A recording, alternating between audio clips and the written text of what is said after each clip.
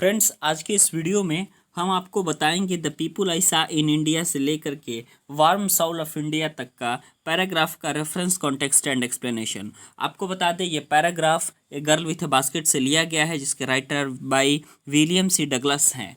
तो ये important topic है क्योंकि रिसेंटली जो है बहुत बार पूछा गया है, 2015 और 16 में भी पूछा गया है आपका रेफरेंस कॉन्टेक्स्ट और एक्सप्लेनेशन लिखने के लिए। ये एक इम्पॉर्टेंट टॉपिक है। सो आज की इस वीडियो में हम इसके रेफरेंस कॉन्टेक्स्ट एक्सप्लेनेशन के बारे में डिटेल में चर्चा करने वाले हैं। सबसे पहली बात तो हम आपको पढ़ के बता देते हैं कि क्या है, किसका रेफरेंस कॉन्टेक्स्ट एक्सप्लेनेशन लिखना है। यहाँ पे लिखा हुआ है दोस्तों, the people I saw in India, those in village as well as those in high office, both have both pride and have a lively sense of decency and citizenship. They also have a passion for independence. This beautiful child, born in squalor and poverty, uneducated in both grammar and manner, had given me a glimpses of warm soul of India.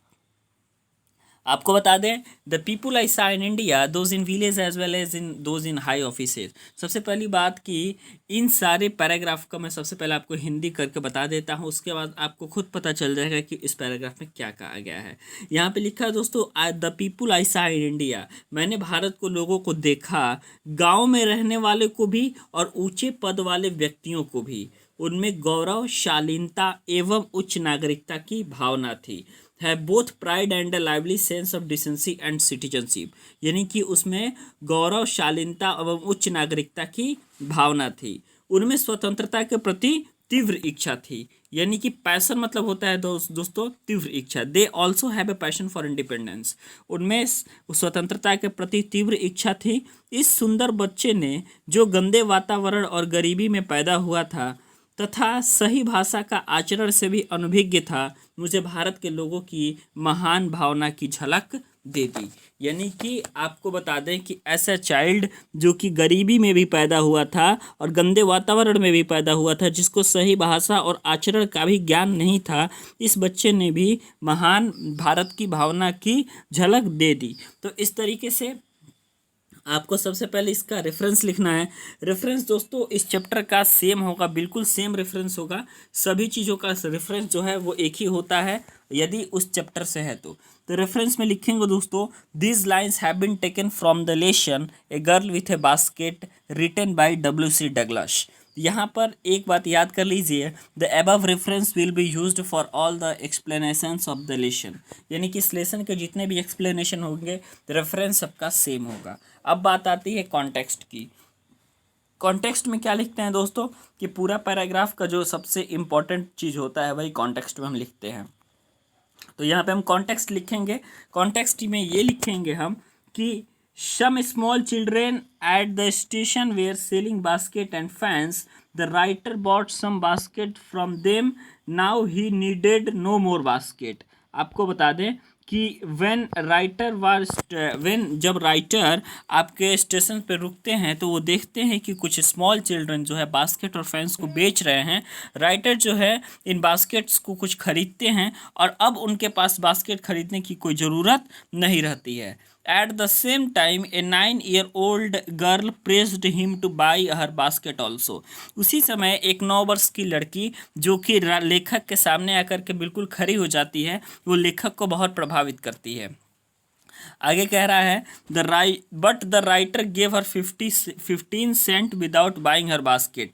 लेकिन writer जो है 15 Saint रुपये बिना basket खरीदे उस बच्ची को देता है। But that girl return the money to the writer. तब लेकिन क्या करती है वो लड़की, उस पैसे को लेती नहीं है, वो पुनः लेखक को दे देती है। The writer was much impressed by her grace and dignity. इसलिए राइटर जो है वो बहुत प्रसन्न होता है और फाइनली वो सारी बातों को जा करके पंडित जवाहरलाल नेहरू से बताता है।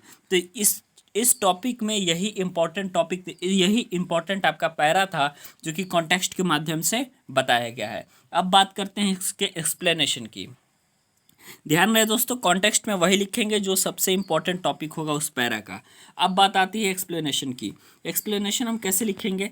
एक्सप्लेनेशन होगा कि in these lines the writer sums up his view about the Indian The writer noticed that the Indian had a high sense of self-respect, dignity and citizenship. यहाँ पर ये कहा जा रहा है कि लेखक जो है ये उन्होंने भारत के लोगों को देखा और उन भारत के लोगों में गौरवशालीनता और उच्च नागरिकता की भावना भरी थी। तद्यपि वो लोग गंदे वातावरण में जन्म लिए थे। According to the writer, they were sincere, honest and hard working. Bharat के लोग बहुत सिंसियर, ईमानदार और कठिन मेहनत करने वाले होते हैं। इस बात का पता उन्होंने 9 वर्ष की बच्ची को देख करके लगा लिया। He found these qualities in the people of rural as well as in urban area. यह जो क्वालिटी थी वो ग्रामीण और शहरी दोनों प्रकार के क्षेत्रों में रहने वाले लोगों की थी। Even the poor people were honest, जबकि गरीब लोग ईमानदार थे। They earn money only by working hard, गरीब लोग भारत में पैसे कमा रहे थे कठिन परिश्रम कर करके। दे earn money only by working hard. The little girl was a symbol of all this thing, और वो जो 9 वर्ष की छोटी लड़की थी वो इन चीज़ों का सिंबल थी, प्रत्येक चीज़ों का। और जब राइटर आकर के उसके बाद ये सारी बातें पंडित जवाहरलाल नेहरू से बताई, और राइटर का जो इंडिया का विजिट रहा वो काफ़ी शानदार रहा। उसी बातों को ए गर्ल विथ ए बास्केट के माध्यम से राइटर विलियम सी डगलस ने हम लोगों के सामने प्रस्तुत किया है। धन्यवाद।